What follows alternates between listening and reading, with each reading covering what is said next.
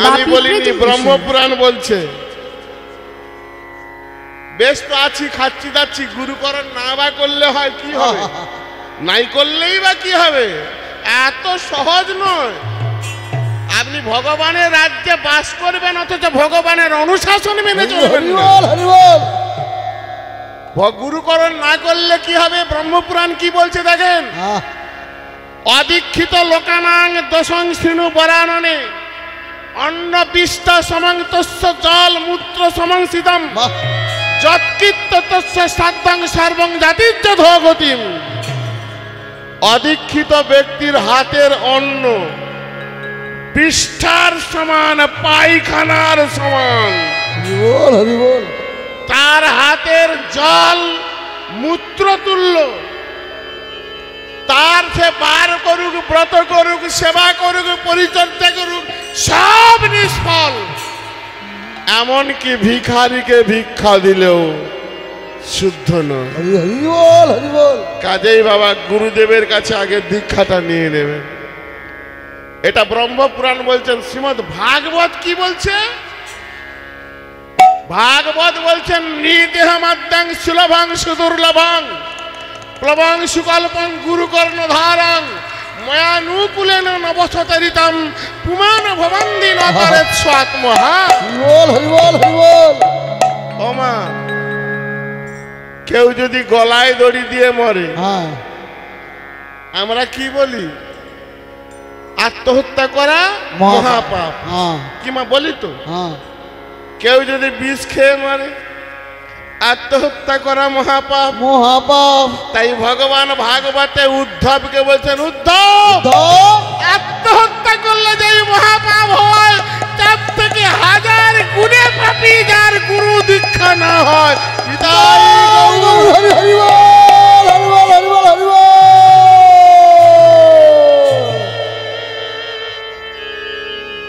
Quotation দিয়ে বলে গেলাম, কোন গ্রন্থ থেকে বলছি, কোথা থেকে বলেছি। তাই মা, তুই ওর কানে গন্ধ নিয়ে বুঝলি গুরু দীক্ষা হয়। আচ্ছা, আর মুখে গন্ধ নিয়ে কি বুঝলি? কি বুঝলি না বলে, ওর মুখে গন্ধ নিয়ে কি বুঝলাম জানিস? ও বেটা হয়তো 500 বছর বেঁচে ছিল, হয়তো 1000 বছর বেঁচে ছিল, কিন্তু মৃত্যুর শেষ দিন পর্যন্ত ভুলেও একবারও বলেনি নিতাই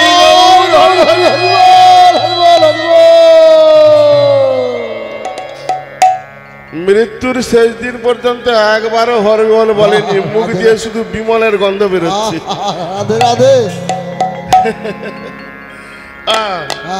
আচার মুখে গন্ধ নিয়ে বুঝলি হরিবল বলেন। আচার বুকে গন্ধ নিয়ে কি বুঝলি? না বলে, ওর বুকে গন্ধ নিয়ে কি বুঝলাম জানিস? ও বেটা ওই বুকে নিজের ছেলেকে জড়িয়ে ধরেছে, ওই বুকে নিজের বাবা মাকে জড়িয়ে ধরেছে, ওই বুকে নিজের স্ত্রীকে জড়িয়ে ধরেছে, কিন্তু কোনোদিন ভগবানকে জড়িয়ে ধরে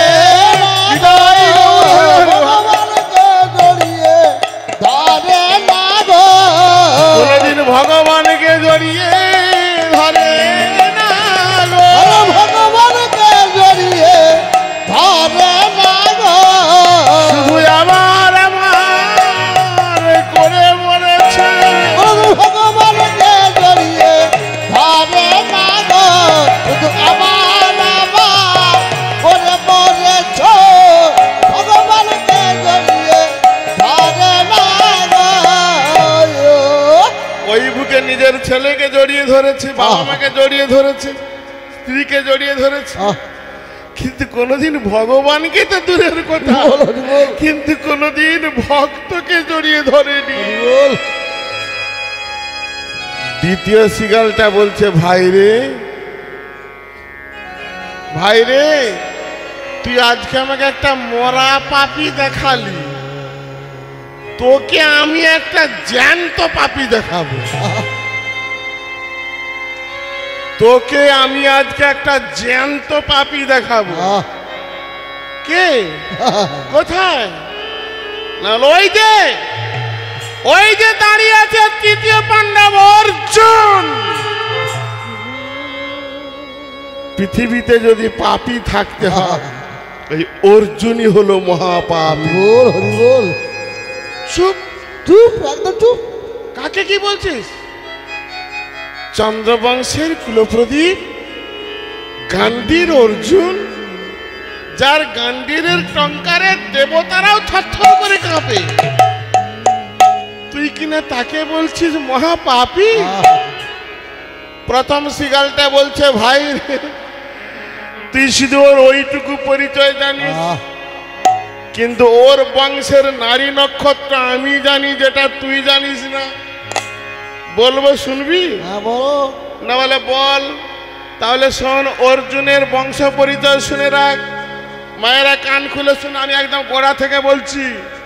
ব্রহ্মার পুত্র মরিচ, মরিচের পুত্র কশ্যপ, কশ্যপের পুত্র সূর্য, সূর্যের পুত্র বৈবস্বত, বৈবস্বতের পুত্র পুরুরবা, পুরুরবার পুত্র আয়ু, আয়ুর পুত্র নহুষ, নহুষের পুত্র যজাতি, যজাতির পুত্র যদু, যদুর পুত্র পুরু, পুরুর পুত্র প্রবীর, প্রবীরের পুত্র মনস্সু, মনস্সুর পুত্র সংহনন, সংহননের পুত্র মতিনার, মতিনারের পুত্র তাংশু, তাংশুর পুত্র ইলিশ, ইলিশের পুত্র দুষ্মন্ত, দুষ্মন্তের পুত্র ভরত, ভরতের পুত্র ভূমন্য, ভূমন্যের পুত্র সুহস্র, সুহস্রের পুত্র হস্তি, হস্তির পুত্র অজমির, অজমিরের পুত্র সম্বরণ, সম্বরণের পুত্র কুরু, কুরুর পুত্র জন্মেঞ্জয়, জন্মেঞ্জয়ের পুত্র প্রতীপ, প্রতীপের পুত্র শান্তনু, শান্তনুর পুত্র বিচিত্র বীর্য, বিচিত্র বীর্যের পুত্র পাণ্ডু, আর পাণ্ডুর দ্বিতীয় ছেলে হলো অর্জুন।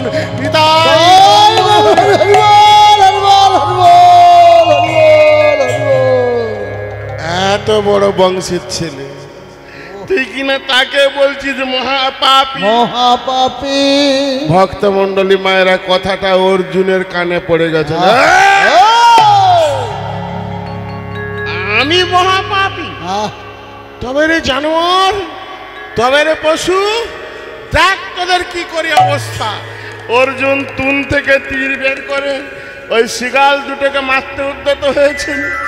শিগাল দুটো হাত ধরে করে বলছেন, অর্জুন ঠাকুর, অর্জুন ঠাকুর শান্ত হন, অর্জুন ঠাকুর শান্ত হন। আপনি আমাদের মারবেন তো? আমরা মরে যাব, ক্ষতি নাই অর্জুন ঠাকুর, কিন্তু আমাদের মৃত্যুর পূর্বে আপনার কাছে আমার 3টি প্রশ্ন আছে। বল তোদের কি কি প্রশ্ন? এবারে শিগালগুলো একটা একটা প্রশ্ন করছে অর্জুন ঠাকুরকে। বল তোদের কি প্রশ্ন? অর্জুন ঠাকুর, আমাদের প্রথম প্রশ্ন, আপনি এখানে এসেছেন কেন? কেন? ওরে জানোয়ার, জানোয়ার, ওরে পশু, ওরে পশু, আমি এখানে এসেছি গঙ্গায় স্নান করিতে। অর্জুন ঠাকুর, আমাদের দ্বিতীয় প্রশ্ন, গঙ্গায় স্নান করলে কি হয়? ওরে জানোয়ার, জানোয়ার, ওরে পশু, ওরে পশু, গঙ্গায় স্নান করলে দেহ পবিত্র হয়। দেহ পবিত্র হয়। অর্জুন ঠাকুর, অর্জুন ঠাকুর, আমার শেষ প্রশ্ন, যে গঙ্গায় স্নান করলে দেহ পবিত্র হয়, আপনি বলতে পারেন ওই গঙ্গার জন্ম কোথা থেকে? ভক্তমণ্ডলী মায়েরা, গঙ্গার জন্ম কোথা থেকে? গঙ্গার জন্ম কোথা থেকে? ভগবানের চরণ থেকে, বিষ্ণুর পাদ পদ্ম থেকে গঙ্গার উৎপত্তি। অর্জুন ঠাকুর, ওরে জানোয়ার, ওরে পশু, যে গঙ্গায় স্নান করলে দেহের শান্তি হয়, তিতাব জ্বালা দূরে যায়, যেই গঙ্গার জন্ম আমার গোবিন্দের চরণ থেকে। এই জন্যই আপনাকে বলেছিলাম, পৃথিবীতে যদি পাপী থাকতে হয় আপনি হলেন মহাপাপী। আপনি জানেন গঙ্গায় স্নান করলে দেহ শুদ্ধি হয়, এবং যে গঙ্গায় স্নান করলে দেহ শুদ্ধি হয় ওই গঙ্গার জন্ম গোবিন্দের চরণ থেকে। তা যার চরণ থেকে গঙ্গার তুমি রথে বসিয়ে রেখে এসেছো, যদি তার চরণ জড়িয়ে ধরে একবার বলতে পারতে। হরি গৌর, হরি হরি বল, হরি বল, হরি বল। ছি অর্জুন ঠাকুর, ছি, এ তুমি কি করলে অর্জুন ঠাকুর? কুরুক্ষেত্রের যুদ্ধে তোমাকে 18টা যোগের কথা শুনিয়েছি, কত জ্ঞানের কথা শুনিয়েছে, তুমি মানুষ হয়ে ভগবানকে চিনতে পারলে না। অর্জুনের যেন ঘুম ভেঙে গেল। ঘুম থেকে উঠলে যেমন মাগনেশের যা অবস্থা হয়, অর্জুনের যেন সেই অবস্থা। সত্যি তো, আমি কি করলাম? যে কুরুক্ষেত্রের যুদ্ধে আমাদেরকে ঢাল হয়ে জীবন রক্ষা করলো, যে কুরুক্ষেত্রের যুদ্ধে আমাকে 18টা যুগের কথা শোনালো, আমি মানুষ হয়ে তাকে চিনতে পারলাম না। তাই ছুটে এসে ভগবানের চরণ দুটো জড়িয়ে ধরে বলছি, প্রভু গো, প্রভু গো, কেন জানাই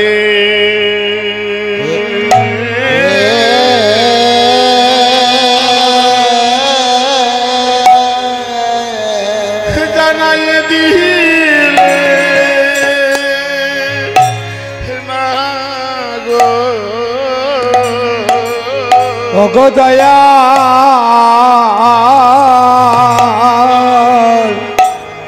কেন আমায় জানাই জানাই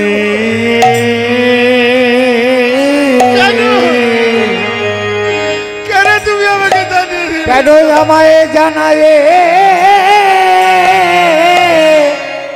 দিলে না গো? আমি কি অপরাধ, আমি কি অপরাধ, আমি কি অপরাধ করেছি গো? কেন আমায় জানাই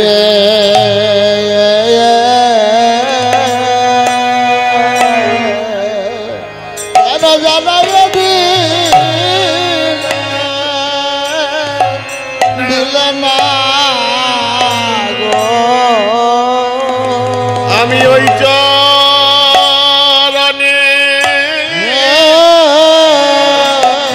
আমি শরণ নিলাম, শরণ নিলামে ও কেন জানাই কেন জানাই কেন জানাই দিলে না হে? বলো বলো তোমার চরণেতে আমি কি অপরাধ করেছি হে?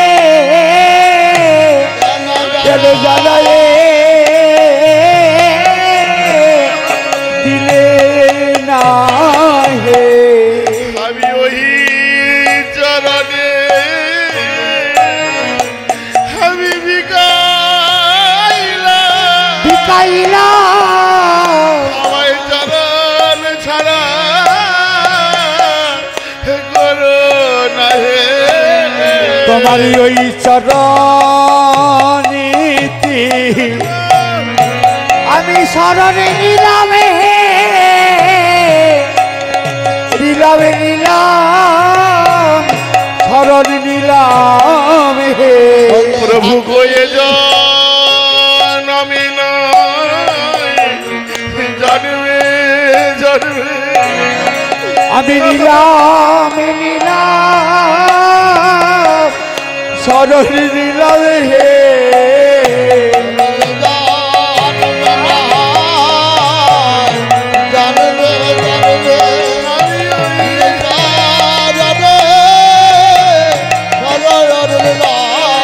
তুমি কৃপাময় দয়ালে শিব বিনীত কেন জানাই আবার দিলে না হে তুমি কৃপা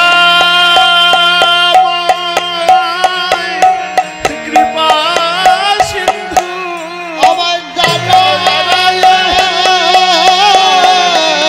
দিলে না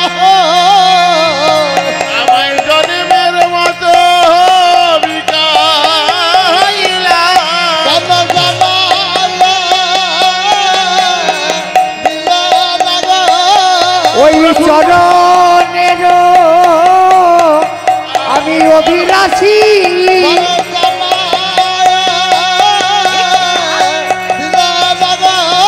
প্রভু গো তুমি আছো আর আমি আছি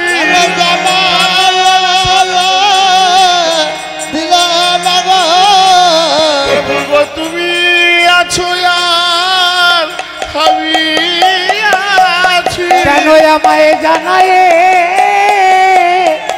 দিলে না গো জন্মের মতো চরণে দেখো আমি নিলামে তোমার স্মরণে নিলাম আমার আর বাজনম হয় বা না আমার যে কুলে জনম হোগে না কেন আর বাজনম হয় বা না হয় তোমার চরণে ছাড়া করো না হে আমি ওই চরণে বিকাইলাম আমি নিলাম স্মরণে নিলাম শুধু এ জন্মে নয় জন্মে জন্মে আমি তোমার চরণে অভিলাষী চরণ ছাড়া কোনো নাই।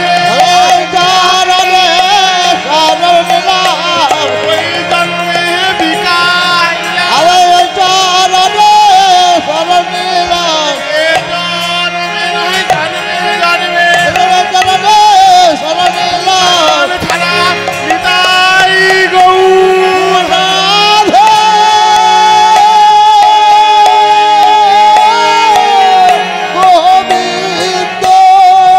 আরাধে রাধা গোবিন্দ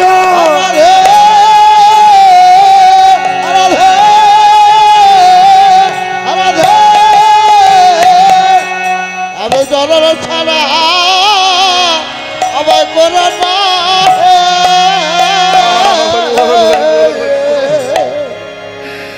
অর্জুন নিজের ভুল বুঝতে পেরে ভগবানের চরণ দুটো জড়িয়ে ধরে বলছে প্রভু কেন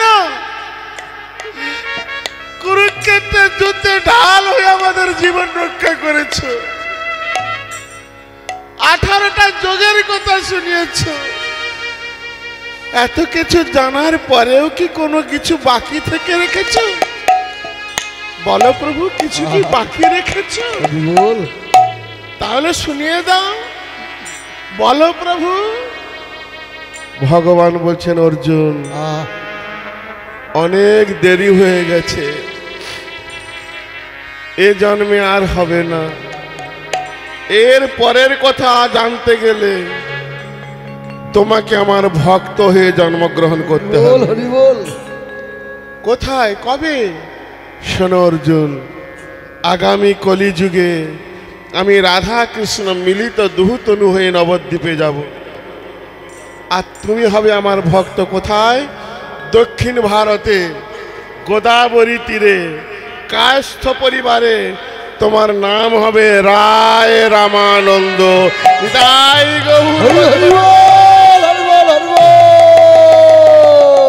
তোমার নাম হবে রায় রামানন্দ নামানন্দ ভক্তমন্ডলী মায়েরা এখানে একটা কথা আছে অর্জুন শুধু একা রায় রামানন্দ নয় অর্জুনের সঙ্গে আরো একজন ছিল রাধে রাধে তিনি হলেন বৃন্দাবন লীলায়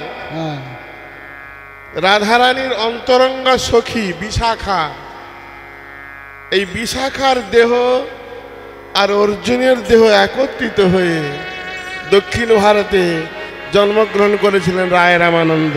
বাহ মহাপ্রভু সন্ন্যাস নিয়ে যখন দক্ষিণ ভারত গিয়েছিলেন,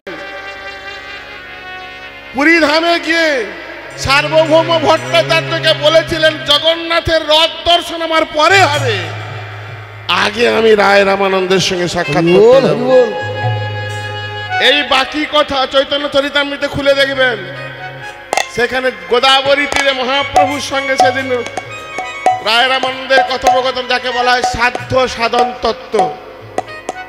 সেদিন ভগবান গৌর হরি ছিলেন শ্রোতা আর ভক্ত ছিলেন বক্তা। ওমা, বাড়িতে গুরুদেব যখন আসে, গুরুদেব হন বক্তা, শিষ্য শ্রোতা, এটাই তো নিয়ম।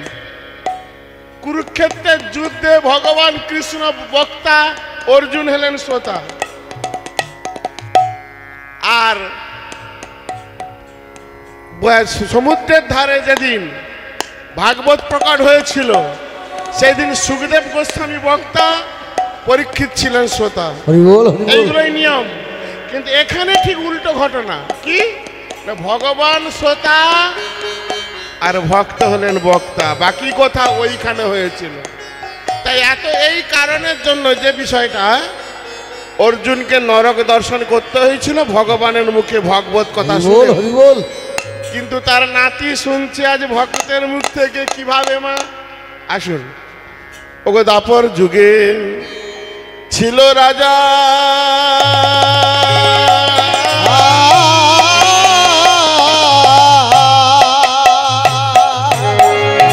ওগো রাজা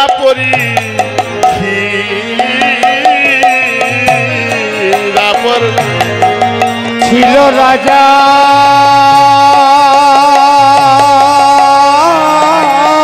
ওগো দাপর যুগে ছিল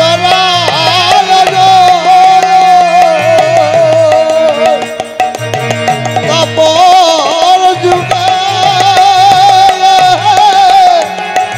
দাপর যুগে ছিল রাজা, দাপর যুগে ছিল রাজা, দাপর যুগে, দাপর যুগে ছিল রাজা, রাজা গো রে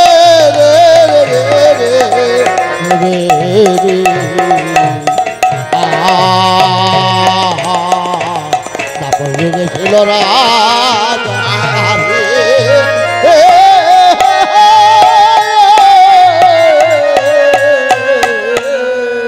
ওগো দাপর যুগে ছিল রাজা,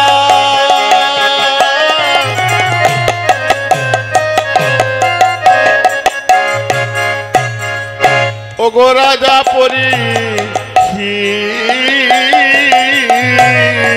দাপর যুগে ছিল রাজা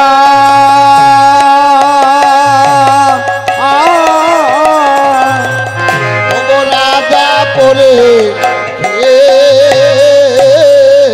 ওগো করত যে সে প্রজা পালন, তো দেশে প্রজা পালো, ওগো করত যে সে প্রজা পালন, তো দেশে প্রজা পালো, ওগো জ্ঞানেতে পুঞ্জি, জ্ঞানেতে পুঞ্জি, ওগো করতো দেশে প্রজা পালো, করতো দেশে প্রজা পালো, জ্ঞানেতে পণ্ডিত, জ্ঞানেতে পণ্ডিত। এ যে ভাগবতের কথা, ভাগবতের কথা, ভাগবতের কথা, ভাগবতের কথা, ওই না ভালো করে খুঁজে দেখো, এই যে ভাগবতের কথা, পুরাণের কথা, ভালো করে চেয়ে দেখো, ভাগবতের কথা, পুরাণের কথা। ভক্তমণ্ডলী মায়েরা, ছখানা গ্রন্থের নির্যাস আপনাদের কাছে তুলে ধরবো। বাহ, হরি বল, হরি বল। এই পরীক্ষিতের জীবনী কথা বলতে গেলে ছখানা গ্রন্থ, শ্রীমদ্ ভাগবত, আহা, বিষ্ণু পুরাণ, ব্রহ্মবৈবর্ত পুরাণ, খিল হরিবংশ পুরাণ, ও ব্রহ্মাণ্ড পুরাণ, কৃষ্ণলীলা সারাবলি, ছখানা গ্রন্থের নির্যাস। কি সাংঘাতিক সিদ্ধান্ত হরি বল, আছে হরি বল। যদি শেষ পর্যন্ত বসে থাকতে পারেন। মা হলে লাভ হবে আপনাদের। হ্যাঁ, আপনারা যদি ব্যাংকে টাকা রাখেন তার সুদ কি আমি পাবো না? আপনারা সঞ্চয় করলে আপনাদের পুণ্য হবে, হরি বল, হরি বল। মঙ্গল হবে। তা আজকে পরীক্ষিতের কথা বলতে গিয়ে, যিনি পরীক্ষিত মহারাজ, এই পরীক্ষিতের কাজ পর্যন্ত দাপর যুগ, বাহ, সীমারেখা গণ্ডি দেওয়া আছে। পরীক্ষিত গত হলে কলি ঢুকবে। হ্যাঁ, কি সব রহস্যে ঘেরা দেখেন ঘটনাটা। এই পরীক্ষিতের কথা বলতে গেলে মা, মহাভারতের একটা ছোট্ট কাহিনী তুলে ধরি। কুরুক্ষেত্রের যুদ্ধ হয়েছিল জানেন তো? জানেন না? জানেন তো কতদিন হয়েছিল মা? 18 দিন না?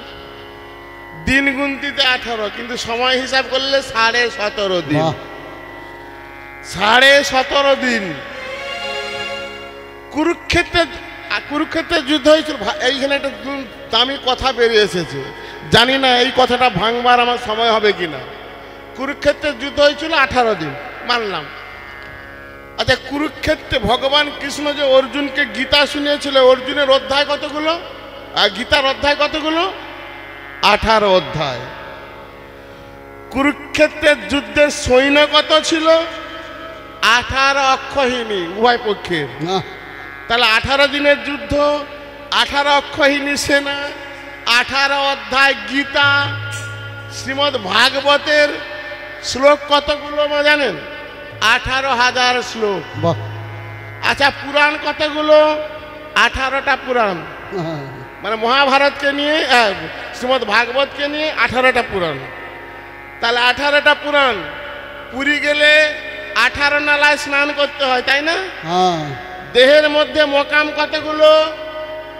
18 মোকাম।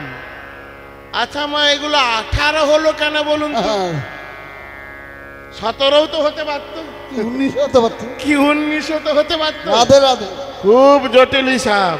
রাধে রাধে। তবে জানি না এটা ভাঙতে সময় হবে কিনা, হ্যাঁ। বিষয়ে যাচ্ছি না। তাহলে পরীক্ষিত কথা বলতে গেলে মহাভারতের একটা গল্প আপনাদেরকে বলি মা। কুরুক্ষেত্রের যুদ্ধের যেদিন 17 দিনের দিন, 17 দিনের দিন অহংকারী দুর্যোধন, অভিমানী দুর্যোধন কুরুক্ষেত্রের যুদ্ধে উরু ভঙ্গ হয়ে পড়ে আছে। ভীম গদা দিয়ে উরু ভেঙে দিয়েছে, যন্ত্রণায় কাতরাচ্ছে, চিৎকার করছে, ওগো কে কোথায় আছো, আমাকে একটু জল দিতে পারো, একটু জল, জল, পিপাসায় বুকটা আমার পেটে যাচ্ছে, একটু জল, একটু জল দিতে পারো। সেদিন কেউ এগিয়ে আসেনি। ঘুটঘুটে অন্ধকার, যখন দুর্যোধন জল জল করে চিৎকার করছে, সেই ঘুটঘুটে অন্ধকারে একজন ছুটে এসেছিল, আমি আছি, আমি আছি। কে তুমি? আরে দাঁড়াও দাঁড়াও, এত ব্যস্ত হচ্ছে কেন? মশালটা জ্বালি তবে তো দেখবে। মশালটা জ্বালতে দেখা গেল কে? অস্ত্রগুরু দ্রোণাচার্যের একমাত্র ছেলে, যার নাম কি হতে পারে মা? অশ্বত্থামা। অস্ত্রগুরু দ্রোণাচার্যের একমাত্র ছেলে অশ্বত্থামা। দেখি অশ্বত্থামা তুমি এখানে? বলে হ্যাঁ বন্ধু, আজকে এই বিপদের দিনে তোমার পাশে আর কেউ নাই থাকুক, আমি তোমার পাশে আছি। আহা, দুর্যোধন ভাবলো এই বিপদের দিনে, বিপদের সময় মানুষ খড়কুটোকে বেঁচে ধরে বেঁচে আশা করে, বল, একটা খড়কুটিকে ধরেও বাঁচার আশা করে। কেউ যখন আসেনি, শোনো অশ্বত্থামা, আগামী কালকের যুদ্ধে আমি তোমাকে সেনাপতির পদে বহাল করলাম। কালকের যুদ্ধটাই শেষ যুদ্ধ। কালকের যুদ্ধে আমি তোমাকে সেনাপতির পদে বহাল করলাম। কিন্তু অশ্বত্থামা পারবে পারবে? আরে কি পারবে পারবে বলছো? বলবে তো কি করতে হবে। দুর্যোধনকে বলছে বলবে তো কি করতে হবে। না বলে অশ্বত্থামা অন্য কিছু নয়, আজ গভীর রাত্রিতে পঞ্চ পাণ্ডবের শিবিরে ঢুকে পঞ্চ পাণ্ডবের 5টা মাথা আমায় কেটে এনে দিতে হবে। সেদিন অশ্বত্থামা অট্ট হাসি হেসেছিল। ওটা কোনো ব্যাপার না, হয়ে যাবে, নো টেনশন। দুর্যোধন তুমি একটু ধৈর্য ধরো, আমি 5 জনের মাথা কেটে এলাম বলে। সেদিন অশ্বত্থামা পঞ্চ পাণ্ডবের শিবিরে ঢুকেছিল। মা ও মা, পঞ্চ পাণ্ডবের শিবিরে ঢুকেছিল 5টা মাথা কাটবে বলে, কিন্তু অন্ধকারের মধ্যে কাউকে চিনতে পারল না। এরা পঞ্চ পাণ্ডব, এরা পঞ্চ পাণ্ডব না, এই 5টাই পঞ্চ পাণ্ডব। তাই 1 2 3 4 5 দুর্যোধন, দুর্যোধন, আমি পেরেছি দুর্যোধন, আমি 5টা মাথা কাটতে পেরেছি, এই নাও 5টা মাথা। সেই দিন দুর্যোধন বলেছিল তাহলে আমাকে একটা একটা মাথা হাতে দাও। সেই দিন দুর্যোধন একটা একটা মাথা হাতে নিচ্ছে, আর কি করছে জানেন তো? প্রথম মাথা ডেকে নিয়ে একটা পাথরের সদরে আছাড় মারল, মাথাটা টুকরো টুকরো হয়ে গেল। অশ্বত্থামাকে বলছে দুর্যোধন, আচ্ছা অশ্বত্থামা কাজ করো না, আস্তে আস্তে আস্তে ওই বড় মাথাটা দেখি, বড় মাথাটা, বড় মাথাটা কার? বড় মাথাটা কার? ভীমের। কেন? তার ভীমের সঙ্গে বেশি শত্রুতা। ওই বড় মাথাটা দেখি। অন্ধকারে হালতে একটা যেই না বড় মাথা দিয়েছেন, দুর্যোধন করেছেন কি আগের মতো পাথরে যেই না ছাড় দিয়েছেন, মাথাটা টুকরো টুকরো হয়ে গেল। চিৎকার করছে অশ্বত্থামা,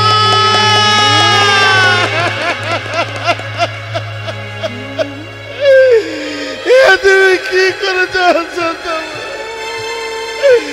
তুমি কার মাথা কেটে এনেছো? বলে কেন? তুমি পাণ্ডবদের মাথা কাটতে পাঠিয়েছিলে, পাণ্ডবদের মাথা কেটেছি। ভীমের মাথা চেয়েছিলে, ভীমের মাথা চেয়েছি, দিয়েছি।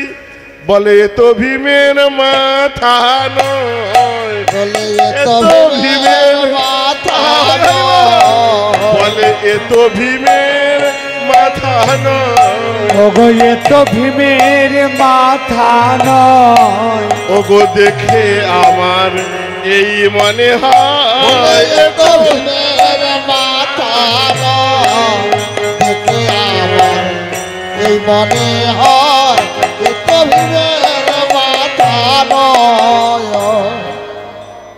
অশ্বত্থামা বলছে তুমি কি করে বুঝলে যে এটা ভীমের মাথা নয়? যে অন্ধকারে তুমি আমাকে দেখতে পাচ্ছ না, আমিও তোমাকে দেখতে পাচ্ছি না, তুমি কি করে বুঝলে? বলে বন্ধু, যে মাথায় আমি এত গদাঘাতি করেছি, গদা ভেঙে গেছে, কিন্তু মাথার কিছু হয়নি, সেই মাথায় একটু আঘাত করতে ভেঙে গেল। তুমি কি করলে? ভক্তমণ্ডলী মায়েরা, আজ অশ্বত্থামা যে পঞ্চ পাণ্ডবের 5টা মাথা কাটতে গিয়েছিল, যাদের মাথা কেটে নিয়ে এসেছে এরা কেউ পঞ্চ পাণ্ডব ছিল না। দ্রৌপদীর 5টি ছেলে ঘুমিয়েছিল, তাদের মাথাকে কেটে নিয়ে চলে এসেছে। দ্রৌপদীর 5টি ছেলে ঘুমিয়েছিল। দুর্যোধন বলছে তুমি কি করলে? শত্রুতা তো আমার ভাই ভাই, কিন্তু এই নিষ্পাপ শিশুগুলো কি অপরাধ করেছিল বলতে পারো? আজ তুমি আমার বংশে বাতি দেবার মতো কাউকে রাখলে না, তুমি আমার বংশকে নির্বংশ করে দিলে। দূর হয়ে যাও এখান থেকে। তুমি আমার বংশে বাতি দিতে কাউকে রাখলি না। শত্রুতা তো আমার ভাইয়ে ভাইয়ে, কিন্তু এরা কি অপরাধ করেছিল বলতে পারো? দূর হয়ে যাও এখান থেকে। যখনই দুর্যোধন বলেছে দূর হয়ে যাও, অশ্বত্থামা পাল্টা ক্রধান্বিত হয়ে বলছেন, দুর্যোধন তুমিও শুনে রাখো, তুমি আমাকে সেনাপতির পদে বসিয়ে যেভাবে অপমান করলে, তাহলে শুনে রাখো তোমার বংশে যখন প্রদীপ জ্বালতে আমি কাউকে রাখিনি, তোমার বংশকে যখন নির্বংশ করেছি, তাহলে এখনো একজন আছে, তাকেও রাখবো না। এই ছাড়লাম ব্রহ্মাস্ত্র। কাকে মারবার জন্য? মা উত্তরা মায়ের গর্ভে পরীক্ষিত মাত্র 3 মাস, এই উত্তরা মায়ের গর্ভ নষ্ট করবার জন্য আজ অশ্বত্থামা ব্রহ্মাস্ত্র ছেড়ে দিয়েছে পাণ্ডব শিবিরে। পাণ্ডব শিবিরে যখন আগাম খবরটা এসে পৌঁছে গেল, উত্তরা মা কোনো ভাসুরের কাছে গেলেন না, কোনো শ্বশুরের কাছে গেলেন না, ঠাকুর ঘরে আচার খেয়ে পড়লেন, প্রভু আমায় কৃপা করো ভগবান,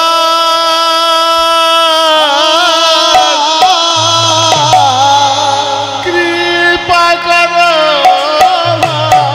ভগবান, কৃপা করো ভগবান, কৃপা করো ভগবান, আমায় কৃপা করো ভগবান, কৃপা করো ভগবান, তাই গৌর হরি বল।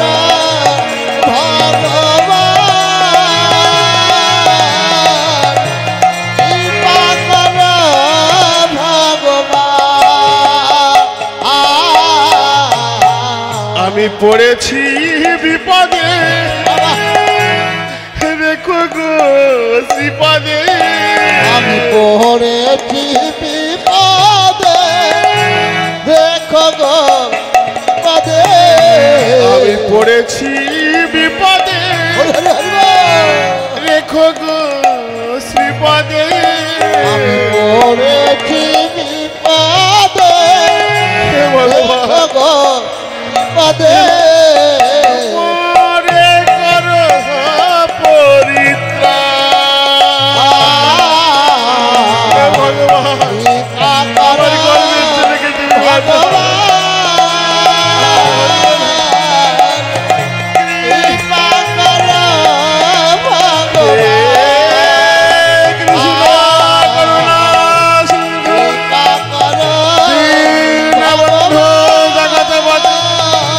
গোপেশ গোপিকা কান্ত রাধা কান্ত নমঃ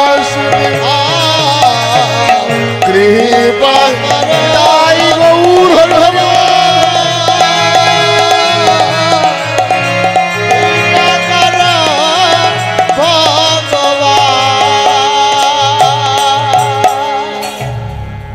উত্তরা মা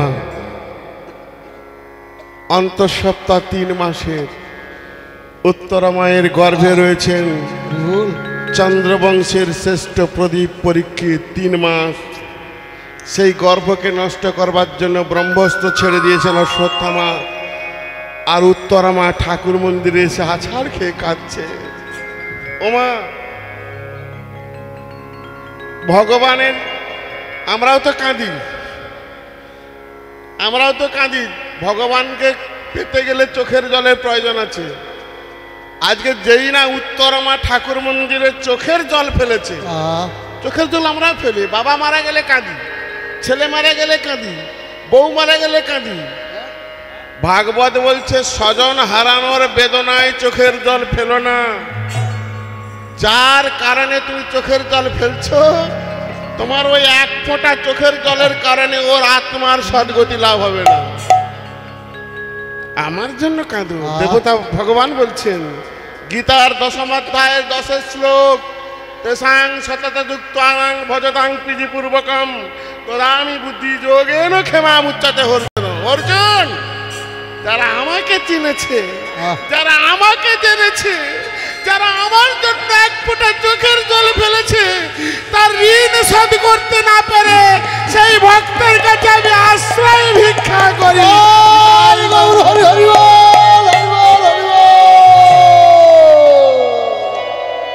ভগবানের জন্য কেউ যদি এক ফোঁটা চোখের জল ফেলে মা, তাই উত্তরা মায়ের চোখের জলের দাম দিতে। উত্তরা, আচ্ছা মা একটা কথা জিজ্ঞাসা করে, এই উত্তরার নাম শুনেছেন তো? উত্তরার বাবার নাম কি জানেন? উত্তরার বাবার নাম কি? আপনারা প্রতিটি গ্রামে শিব শীতলার মন্দির আছে না? প্রায় শিব শীতলা সয়াল গানে এই প্রসঙ্গে কিন্তু জড়িয়ে আছে। সয়াল গানে যেদিন দেখবেন শীতলা, আপনাদের দেশে হয় কিনা জানি না, আমাদের ওদিকে হয়। সয়াল গানে দেখবেন শীতলা মঙ্গলে বিরাট রাজার কথা শুনেছেন? বিরাট রাজা, বাবা বিরাট রাজার কথা শুনেছেন তো? এই বিরাটের কন্যা উত্তরা কি করে হলো না, পাণ্ডবেরা যখন অজ্ঞাতবাসে ছিল, ওই যে 12 বছর বনবাস, 1 বছর অজ্ঞাতবাস, ওই অজ্ঞাতবাসে থাকাকালীন পঞ্চপাণ্ডব বিরাট রাজ্যেই ছিল, বিরাটের রাজপ্রাসাদেই ছিল ছদ্মবেশে, কেউ ধরতে পারেনি। অর্জুন নাচ শেখাতেন উত্তরাকে, অর্জুন নাচ শেখাতেন উত্তরাকে। অর্জুনের নাম ছিল বৃহন্নলা, নাচ শেখাতেন। সেই নাচ শেখানোর পরে যখন প্রকাশ হয়ে গেল যে এরাই পঞ্চপাণ্ডব, তখন ওই উত্তরাকে নিয়ে এসেছিলেন তার পুত্রবধূ করবার জন্য।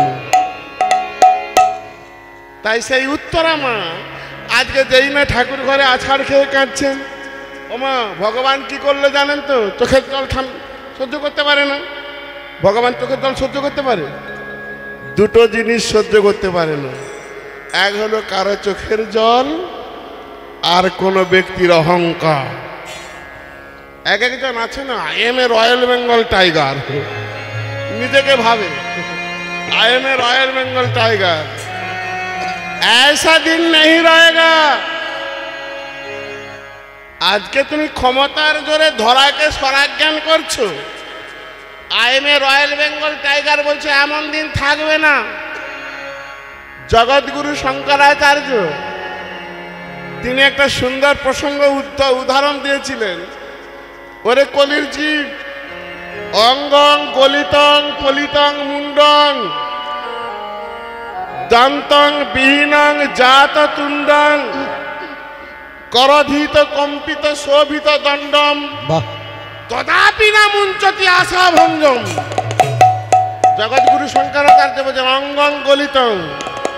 ওমা কিছু মনে করবেন না, কিন্তু এই যেমন এক একটা আসরে অনেক লোক তো হয়, তো ভক্তরা হয়। একটা 18 বছরের মেয়ে ছেলে আর একজন 80 বছরের ঠাকুরমা পাশাপাশি বসাবেন। 80 বছরের ঠাকুরমা 18 বছরের মেয়ে ছেলেটাকে দেখে বলছেন হায় রে, একদিন তোরও মতো আমারও ছিল, চামড়াটা টাইট, আজকে ঝুলে গেছে, অঙ্গং গলিতং। আর 18 বছরের মেয়ে ছেলে তুমি ঠাকুরমাকে দেখে শিখে রাখো, তোমার ওই চামড়া টাইট থাকবে না, একদিন ঝুলে যাবে। অঙ্গং গলিতং। শঙ্করাচার্য বলছেন পলিতং মুন্ডং। ওমা এমন একটা কাজ করিনি, মাথার চুলকে কালো রাখার জন্য অনেক কিছু ব্যবস্থা নিয়েছি। এখনকার দিনে বৈজ্ঞানিক পদ্ধতি, অনেক ওষুধ খেয়েছি, অনেক দামি দামি তেল মেখেছি, কিন্তু তোমার একদিন এমন হবে কলপ দিয়েও ঢাকতে পারবে না। পলিটাং মুন্ডং দন্তং বিহীনং জাততুণ্ডং। যেদিন দাঁত ভালো ছিল সেদিন ছাগলের ঠ্যাংকে কড়মড় করে চিবিয়ে খেয়েছে, তাই না? দন্তং বিহীনং জাততুণ্ডং। আজকে তুমি ওই দাঁতে জল খেতে পাচ্ছ না, দন্তং বিহীনং জাততুল্য করধিত কম্পিত শোভিত দণ্ডম। আজকে তুমি ধরাকে সরা মনে করছো, একদিন তোমার এমন অবস্থা হবে ওই হাতের লাঠিটুকুও ধরার মতো ক্ষমতা থাকবে না। ওরে কলির জীব, এখনো তোর হুঁশ হলো না? এখনো ভাবছিস আমি অনেক দিন বাঁচবো? নলিনী দলগতি জলমতি তরল। নলিনী মানে বাবা, নলিনী মানে পদ্ম পাতার জল টলটল করছে। নলিনী দলগতি জলমতি তরলং তৎবৎ জীবনমতি সয়া চাপলম ক্ষণমীয় সজ্জন সঙ্গতি রেখা ভবতি ভবার নবে তরণী নৌকা। তাই মা, কাঁদতে গেলে ভগবানের জন্য কাঁদুন মা।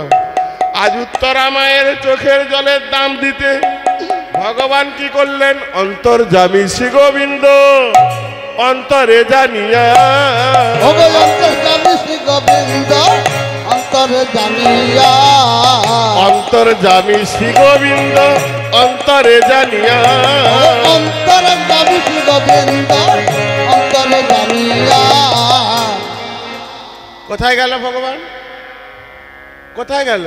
ভক্তের রক্ষার লাগি প্রবেশিল গিয়া, ভক্তের রক্ষার লাগি প্রবেশিল গিয়া, ভক্তের রক্ষার লাগি প্রবেশিল গিয়া, ভক্তের রক্ষার লাগি প্রবেশিল গিয়া। ওমা, আজ ভগবান কি করলেন জানেন? ভক্তকে রক্ষা করবার জন্য একটা নোংরা জায়গার মধ্যে প্রবেশ করলেন। হরি বল, হরি বল। কোথায়? যেখানে আছে পায়খানা, হ্যাঁ, যেখানে আছে প্রস্রাব, যেখানে আছে রক্ত, যেখানে আছে কৃমি, যেখানে অসংখ্য নারীর বন্ধন, ওইখানে ভগবান অণু থেকে পরমাণু হয়ে প্রবেশ করলেন মায়ের গর্ভে। করে কি করলেন?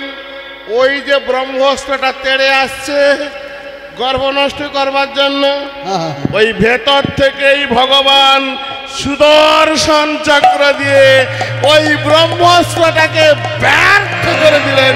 তাই গৌর হরি হরি বল, হরি বল, হরি বল।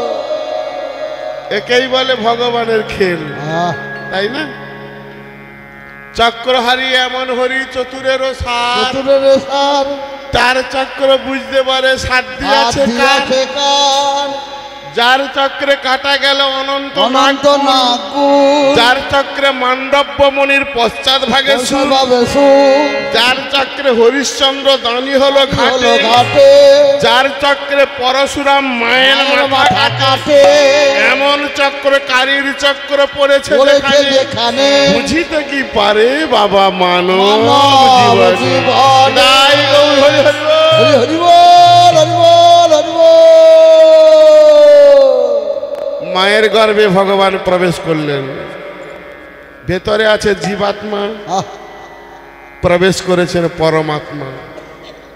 সেই জীবাত্মা পরমাত্মার মধ্যে অনেক কথোপকথন, সব কথা আমি স্বীকার করছি, বলা যাবে না, সে বলার সময় আমার নেই। অনেক কথা এখানে জীবাত্মা পরমাত্মার মধ্যে অনেক কথা আছে। এখনকার দিনে ছেলেপুলেরা মানে না। আমরা সেদিন ভগবানের সঙ্গে কথা বলেছিলাম, ভগবানের লীলা রসে ডুবেছিলাম। এখনকার দিনে ছেলে মেয়েরা মানেনি, বলে হ্যাঁ আমরা নাকি ভগবানের সঙ্গে কথা বলেছিলাম। আমরা এখন বিজ্ঞানের যুগের ছেলে, কিটা করিনি, কিটা বাকি রেখেছি? চাঁদে হোটেল বানিয়েছি, রকেট আবিষ্কার করেছি, রোবট আবিষ্কার করেছি, কম্পিউটার আবিষ্কার করেছি, মানুষকে কেটে জয়েন করে দিচ্ছি, হার্ট অপারেশন করছি, চোখ অপারেশন, কিটা করি? আমরা সব পারি। হ্যাঁ বাবা, তোমরা সব পারো, বিজ্ঞানের যুগের ছেলে তো সব পারো। তোমরা মানুষকে কেটে জয়েন করতে পারো, হার্ট অপারেশন করতে পারো, চোখ অপারেশন করতে পারো, কিন্তু পারবে কি যদি কারো চরিত্র নষ্ট হয়ে যায় তাকে অপারেশন করে ভক্ত তৈরি করতে? নিতাই গৌর হরি হরি বল, হরি বল, হরি বল। পারবে তোমার বিজ্ঞান? কারো তাহলে চরিত্র নষ্ট হয়ে গেলে তাকে অপারেশন করে ভক্ত তৈরি করতে পারবে একমাত্র সাধু সঙ্গ। এই সাধু সঙ্গই পারবে চরিত্র অপারেশন করে পবিত্র করে ভক্ত তৈরি করতে। প্রমাণ প্রমাণ চাই। গিরিশ ঘোষের চরিত্র খারাপ ছিল, তাকে অপারেশন করে ভালো করেছিল। নটি বিনোদিনীর চরিত্র খারাপ ছিল, তাকে অপারেশন করে ভালো করেছিল।